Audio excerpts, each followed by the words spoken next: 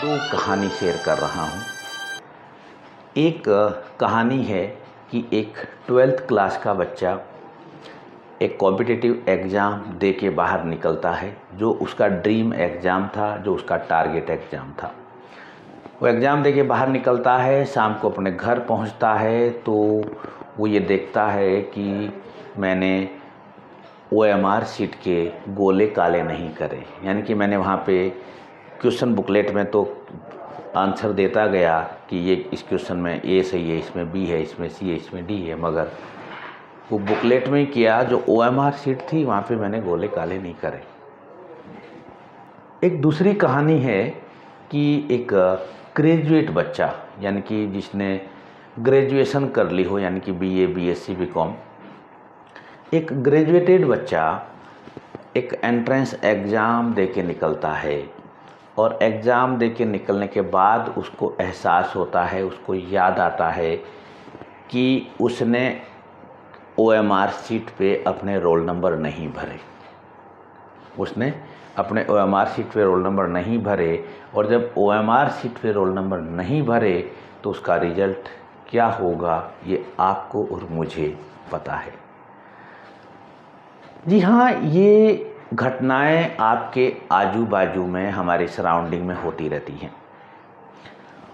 अगर ऐसा आपके साथ हुआ है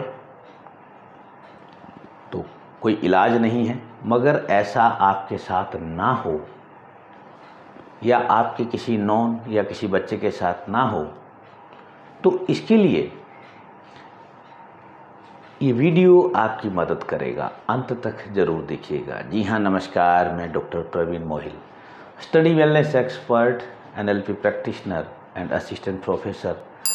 रूबरू हूँ आपसे एक छोटे से टॉपिक को लेके, और टॉपिक का नाम है अनएक्सपेक्टेड मिस्टेक। कि ये तो उम्मीद हम कर सकते हैं कि तैयारी कम हो या तैयारी ज़्यादा हो, या ये भी हम उम्मीद कर सकते हैं कि पेपर इजी हो या पेपर हार्ड हो, या ये भी हम उम्मीद कर सकते हैं कि मार्किंग हार्ड हो, ये भी उम्मीद कर सकते हैं कि कोई आंसर गलत हो, या क्वेश्चन पेपर की जो लैंग्वेज टफ हो, या लैंग्वेज हार्ड हो, या लैंग्वेज इजी हो।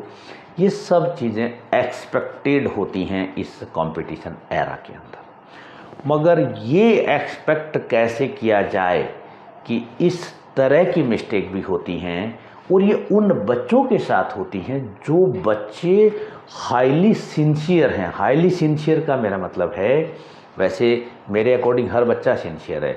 हाईली सिंसियर का मतलब है कि वो बच्चे 1 साल से या 2 साल से उसी खास एग्ज़ाम की तैयारी में लगे हुए हैं, किसी खास एग्ज़ाम की तैयारी में लगे हुए हैं, और या फिर उन बच्चों को उस एग्ज़ाम की बहुत अधिक ज़रूरत है। उस एग्ज़ाम से उनका आगे का लाइफ है, आगे का जो कैरियर डिसाइड होना है, वहाँ पे ये गलती हो जाती है। गलती चाहे OMR पे गोले काले करना हो, या फिर क्वेश्चन बुकलेट पे रोल नंबर का लिखना हो, या फिर किसी रॉन्ग सीट पे बैठ जाना हो, चाहे कोई भी प्रकार की मिस्टेक हो, सब में एक बड़ा कॉमन फैक्टर है। वो ये है कि सब में माइंड का इन्वॉल्वमेंट है, यानी कि माइंड ने हमारी बॉडी को रिकॉल नहीं कराया। यानी कि मैंने गोले काले नहीं करे, यानी कि माइंड वहाँ नहीं गया, क्वेश्चन बुकलेट नंबर नहीं लिखे या रोल नंबर नहीं लिखे तो माइंड वहाँ नहीं गया। और तो और माइंड इतना भी नहीं गया कि हम जो वहाँ इन्विजिलेटर हैं उनसे पूछ लेते, यहाँ हम ऐसा नहीं कहेंगे कि इन्विजिलेटर की गलती है, ऐसा हम नहीं कहेंगे। ये वो पार्ट अलग है, वो एक एडमिनिस्ट्रेटिव पार्ट है। बट बीइंग ए स्टूडेंट, मैं कोई छोटा बच्चा भी नहीं, 12th पास का बच्चा काफ़ी बड़ा होता है, और कॉलेज का बच्चा तो एकदम मैच्योर होता है, उसकी दुनिया देखी होती है। तो इस तरह की मिस्टेक के पीछे रीज़न हमारा है कि हमारा जो माइंड है और हमारी बॉडी है, ये दोनों कोऑर्डिनेशन में नहीं है। दोनों कोऑर्डिनेशन में नहीं है का मतलब है कि हमारा जो माइंड है, हमारे माइंड के अंदर एक अनरेस्ट है, एक पीस नहीं है, एक शांति नहीं है। ऐसा क्या हम करें कि ऐसी गलतियां ना हो? यहाँ पे 2 सॉल्यूशन हैं जिससे ये गलती ना हो। सबसे पहला सॉल्यूशन है कि एक चीज़ को याद रखें अपने आप से कि मुझसे गलती हो सकती है। मुझसे गलती हो सकती है का मतलब है कि आपका माइंड ये एक्सेप्ट करेगा कि मुझसे गलती हो सकती है, तो वो माइंड क्या करेगा कि आपके सराउंडिंग में जो लोग हैं उनसे हेल्प की कोशिश करेगा। वहाँ पे जो इन्विजिलेटर हैं, जो एग्ज़ाम करवा रहे हैं, उनसे पूछेगा कि सर एक बार आप OMR को चेक कर दीजिए, एक बार आप एंट्रीज को चेक कर दीजिए, वहाँ पे वो पूछेगा। नंबर 2 कि मुझसे गलती ना हो, यानी कि मैं सही करके आऊँ, तो ये देख लें कि सही स्टेप क्या हैं। यानी कि कोई एग्ज़ाम है, उसके सही स्टेप क्या हैं। सही स्टेप यानी कि आप एग्ज़ाम में एंटर करोगे, परमिशन लेटर लेके जाओगे, उसके बाद आप वहाँ एक सीट पे बैठोगे, फिर आपको क्वेश्चन बुकलेट मिलेगी। ये बहुत कॉमन स्टेप हैं। अब इसके लिए पढ़ना और लिखना बड़ा अजीब सी सिचुएशन है, मगर एक काम ज़रूर करें कि आपके जो दोस्त लोग हैं, जो आपके सर्किल में जो लोग हैं, उनसे आप इस टॉपिक पे चर्चा करें, उनसे आप बात करें। आप अगर नए हैं, जैसे 12th क्लास का बच्चा है, उसको पता नहीं है कि वो OMR शीट कैसे भरनी है एग्ज़ाम में क्या, तो वो यूट्यूब पे, गूगल पे बहुत सारे वीडियोज़ हैं।